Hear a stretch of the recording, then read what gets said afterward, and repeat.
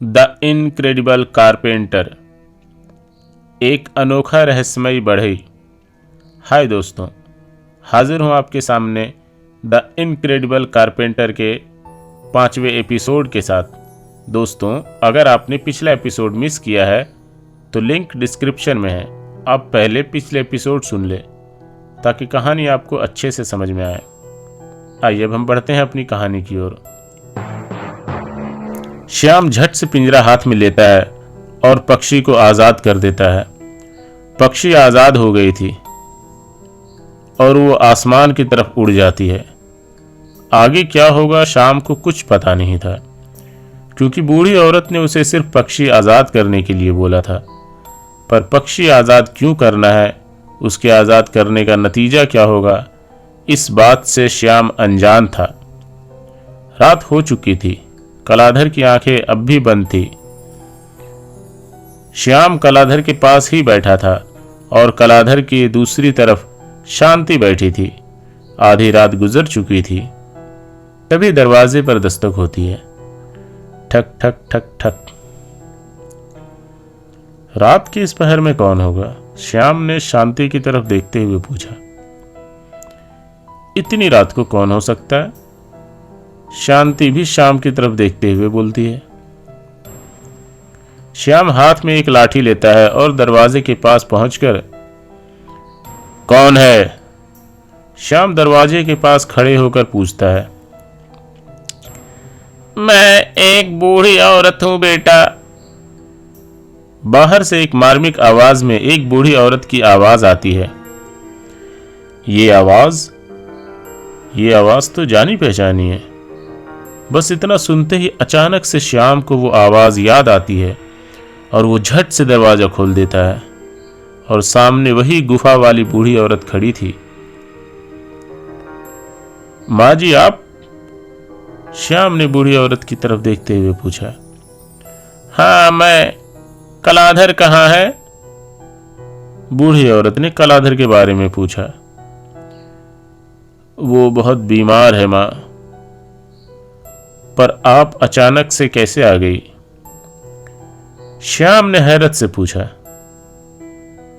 दिमाग पर इतना जोर मत डालो बेटा, मुझे कलाधर के पास ले चलो, बुढ़िया ने श्याम से कहा। उसके बाद श्याम बूढ़ी औरत को अंदर कमरे में ले जाता है, जहां कलाधर बीमार बिस्तर पर लेटा हुआ था। बूढ़ी औरत कलाधर की तरफ देखती है और, तुम लोग कमरे से बाहर जाओ और सुबह होने से पहले कमरे में मत आना, बुढ़िया ने श्याम और शांति को कहा। श्याम कमरे से निकल जाता है। बुढ़िया कलाधर के साथ अकेली रह जाती है। श्याम को वो रात याद आने लगती है जब कलाधर पैदा हुआ था और बुढ़िया ऐसे ही अपने कमरे में जाते वक्त बोलती है कि कमरे के अंदर मत आना। श्याम अपनी पत्नी के साथ दूसरे कमरे में आ जाता है। फिर श्याम शांति से कहता है, कुछ खाने के लिए बना दो, वो बहुत दूर से आई हैं। जब वो बाहर आएगी तो खाने के लिए दे देना। पर क्या बनाऊं इस वक्त, शांति ने श्याम से पूछा। जो भी घर पर है बना दो, श्याम ने शांति से कहा। उसके बाद शांति किचन में जाती है और कुछ पकाने की तैयारी में लग जाती है। थोड़ी देर बाद खाना तैयार हो जाता है और फिर श्याम और शांति बूढ़ी औरत का इंतजार करने लग जाती है कि वो कब बाहर आएगी और वो उन्हें खाना देगी।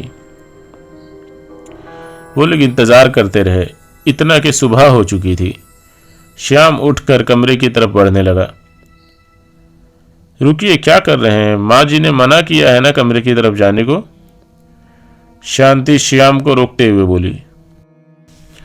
सुबह हो चुकी है, उसने कहा था सुबह होने से पहले कमरे में मत आना, बट अब तो सुबह हो चुकी है, श्याम ने अपनी पत्नी शांति से कहा और कमरे के दरवाजा खोलते हुए अंदर चला गया। अंदर का नजारा देखकर श्याम चौंक गया। उसकी हैरत का कोई ठिकाना ना था। शांति जल्दी आओ, श्याम ने कुछ ऐसा देखा था जो उसकी आंखें यकीन नहीं कर रही थी। उसने शांति को आवाज दिया शांति भी दौड़ती हुई कमरे के अंदर जाती है और अंदर का नज़ारा देखकर शांति भी चौंक जाती है। आखिर ऐसा क्या देख लिया था दोनों ने? बच्चा अपने बिस्तर पर बैठकर खेल रहा था और वो बूढ़ी औरत उस कमरे में कहीं नहीं थी, वो जा चुकी थी। शांति दौड़ती हुई अपने बच्चे के पास जाती है और कलाधर को अपने गोद में उठा लेती है। कलाधर पूरी तरह से स्वस्थ हो चुका था। बूढ़ी औरत के कमरे में ना होने से वो लोग हैरत में तो थे, पर बच्चे को ठीक देखकर वो लोग सुकून पा चुके थे। पर उसी सुबह वैद्य जी आए थे बच्चे की हालत को देखने के लिए। वो बच्चे को स्वस्थ देखकर हैरान हो जाते हैं। वैद्य जी को समझ नहीं आ रहा था, जो बच्चा कल तक बीमार था एक दिन में इतना स्वस्थ कैसे हो गया? ये तो चमत्कार है, बच्चा इतनी जल्दी स्वस्थ कैसे हो गया? वैद्य ने श्याम और शांति से पूछा। पर श्याम और शांति से जब वैद्य ने पूछा कि बच्चा अचानक कैसे ठीक हो गया, तो श्याम ने जवाब दिया, वैद्य जी आपकी ही दवाइयों का कमाल है, आपकी ही दवाइयों का चमत्कार है। श्याम और शांति ने उसे रहस्यमयी बूढ़ी औरत को गुप्त रखना ही बेहतर समझा, जिसके बारे में वो खुद नहीं जानते थे। पर वैद्य ने बच्चे को देखकर कुछ नोटिस किया और उन्होंने कहा, तुम्हारा बच्चा ठीक तो हो गया है, पर इसका बुखार दिमाग में कई दिनों तक चढ़ा हुआ था, इसलिए इस बच्चे की मानसिक स्थिति दूसरे बच्चों के मुकाबले में कमजोर होगी। ये थोड़ा मंद बुद्धि हो सकता है, पर उम्मीद करता हूँ ये वक्त के साथ पूरी तरह ठीक हो जाएगा और एक आम इंसान की जिंदगी जी सकेगा। इसी तरह कुछ साल गुजर गए। कलाधर अब 8 साल का हो गया था। एक दिन वो मोहल्ले के बच्चों के साथ मिट्टी के गोल गोल कंचे से खेल रहा था। बच्चों ने अपने हाथों से ये कंचे बनाए थे, पर कलाधर के कंचे सबसे बेहतरीन दिख रहे थे। बच्चों ने एक छोटा सा 3 इंच का गड्ढा खोदा और गड्ढे से 10 फीट दूर जाकर खड़े हो गए। और खेल के नियम इस प्रकार थे कि बच्चों को 10 फीट दूर से अपने अपने कंचे उस गड्ढे में डालने थे। जिस किसी के कंचे सबसे पहले गड्ढे में गिरते वो जीत जाता, और अगर किसी के भी कंचे गड्ढे में नहीं गिरेंगे तो फिर सब जहां जहां जिसके कंचे गिरेंगे वहां से फिर से अपने कंचे गड्ढे में डालने की कोशिश करेंगे। इसी तरह सभी बच्चे की ये कोशिश थी कि वो अपने कंचे गड्ढे के अंदर या उसके ज्यादा से ज्यादा नजदीक गिराए, ताकि दूसरी या तीसरी कोशिश में कंचे गड्ढे में गिर जाए। सभी बच्चे ने अपने अपने कंचे फेंके, पर इसी दौरान एक अजीब सी घटना घटी और सारे बच्चे की आंखें फटी की फटी रह गई। कलाधर उन बच्चों में सबसे छोटा था। जब उसने अपने कंचे फेंके तो उसका मिट्टी का कंचा जो उसने खुद बनाया था वो गड्ढे से काफी दूर आगे जाकर गिरा। पर यह क्या, कंचा वापस पीछे की तरफ आने लगा और गड्ढे में आकर गिर गया। सभी बच्चे हैरान थे, ये क्या हुआ, कंचा पीछे की ओर कैसे आ सकता है?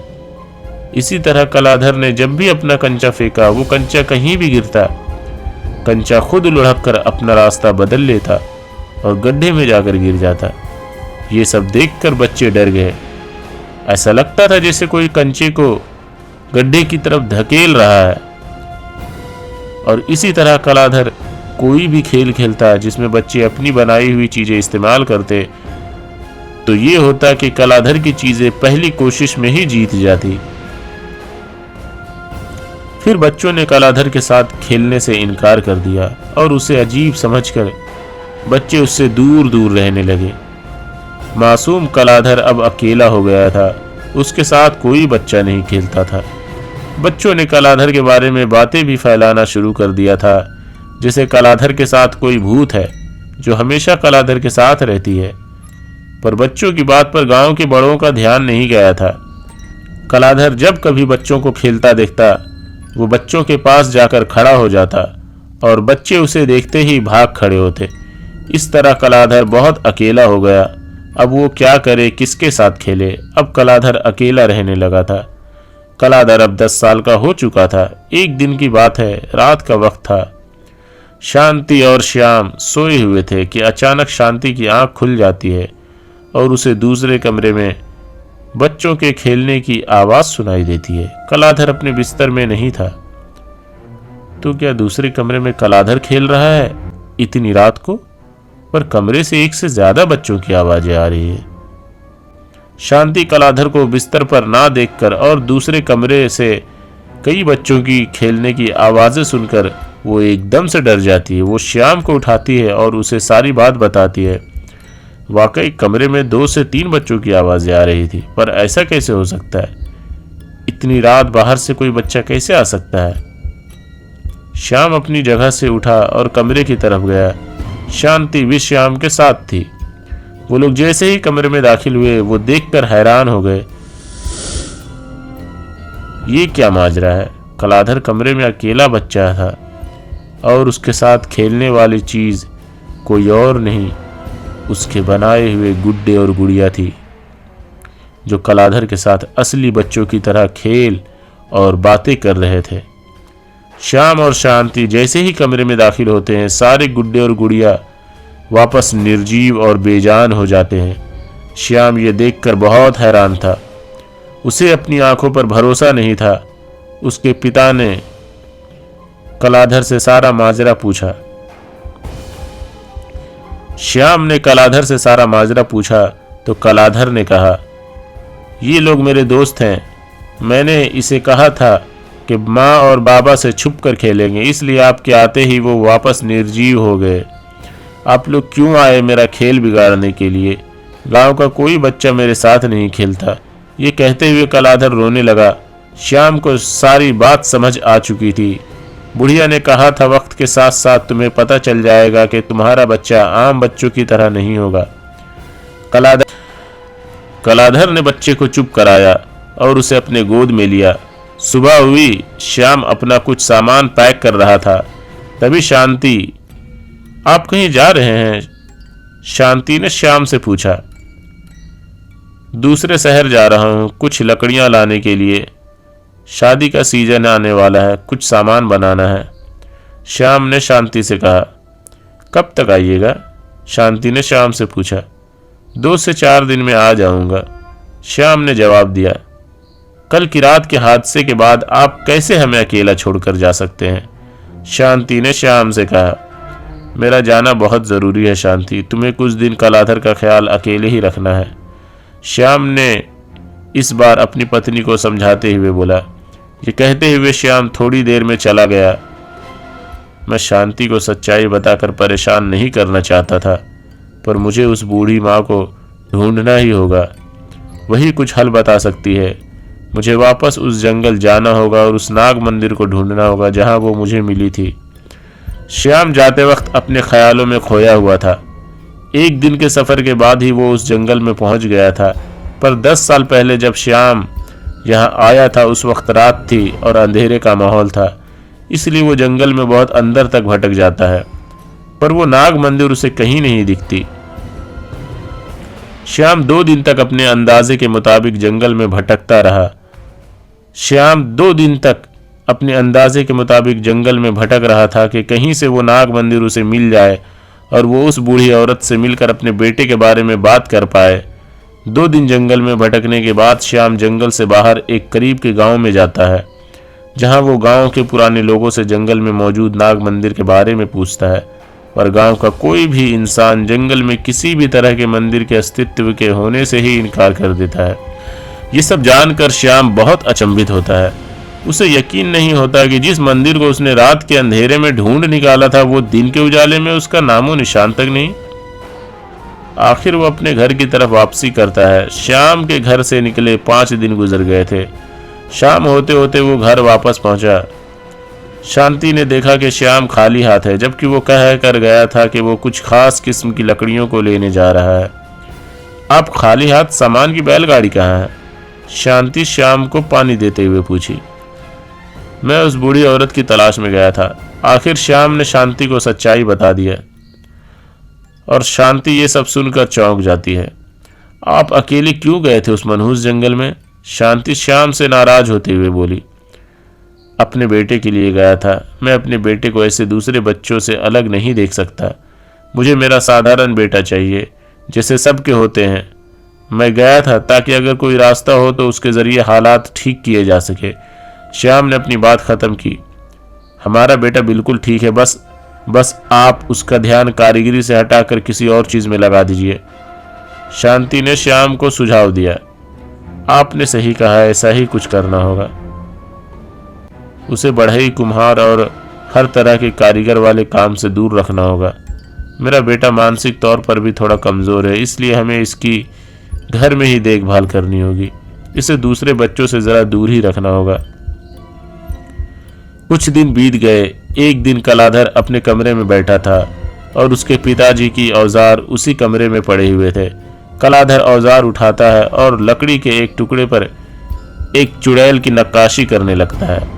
पिछली रात को उसने माँ से बहुत जिद की थी कि वो उसे कहानी सुनाए और माँ ने उसे एक चुड़ैल की कहानी सुनाई थी जिसकी जान उसके सोने के बालों में होती है।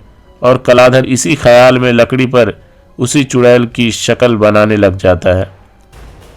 कलाधर की ये खासियत थी, या कहिए कि कलाधर की यही खास बात थी कि वो कुछ भी बनाने के लिए सोचता, उसके हाथ अपने आप उस चीज को बनाने लगती और देखते ही देखते महज कुछ ही देर में वो उसे बना भी लेता। थोड़ी ही देर में चुड़ैल बन चुकी थी और अचानक कमरा चुड़ैल की हंसी से गूंजने लगता है। ऐ बच्चे, तूने मुझे क्यों बुलाया?